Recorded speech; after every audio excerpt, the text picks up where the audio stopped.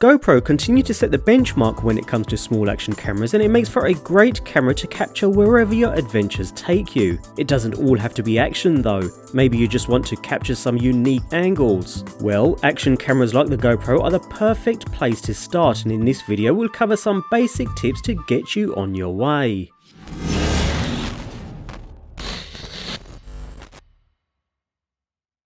The beauty of using a small action camera comes with where you place it, and using mounts is perhaps the single easiest way to spice up a GoPro video and can definitely make things more exciting. Fortunately, there are literally hundreds of different mounts available on the market, and a nearly infinite way to mount them. Whether you opt for a helmet or chest mount for filming mountain biking and snowboarding excursions, or decide to use a tripod for stable stationary shots, a mount is always a good idea. Although GoPro have an array of mounting options to choose from, don't be afraid to venture out into the third-party territory. You'll find even more ways to mount your camera here, and many are several times stronger than even GoPro's own, allowing you to capture some seriously unique shots.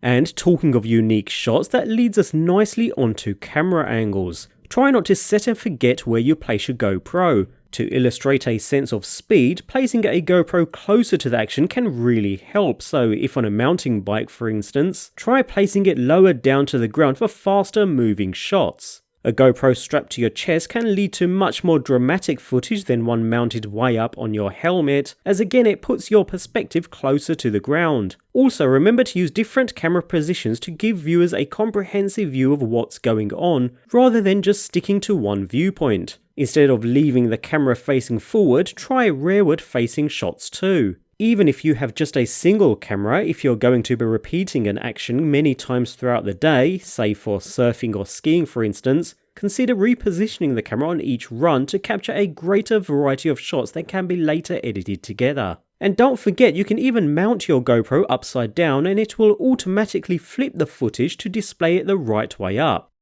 When mounting your camera, you can also use physical filters depending upon your shooting scenario. We aren't talking about Instagram-like retro color filters or any other digital effect here. We're talking about actual physical filters that you can place in front of the lens to alter the light your GoPro sees. A neutral density or ND filter works wonders when filming in bright environments by allowing for a slower shutter speed, which keeps footage looking smooth and natural. Essentially sunglasses for your camera.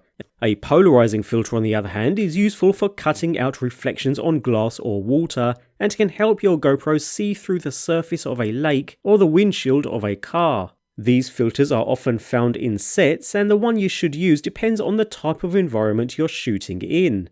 Following on with the Hero 7, we saw a new digital stabilization feature GoPro named Hypersmooth. With the Hero 8 it got even better. Other cameras have some kind of stabilization too, like Rocksteady on the DJI Osmo Action for instance. With these high-end cameras, if you have the feature, use it. Seriously, it will work wonders for forward-moving footage. For sweeping shots though, or for older cameras, you'll want an external electronic gimbal system. There are various third-party solutions out there, so again you're not limited to GoPro's own, but if you're looking to create some smooth or cinematic video, then an electronic gimbal is a great investment.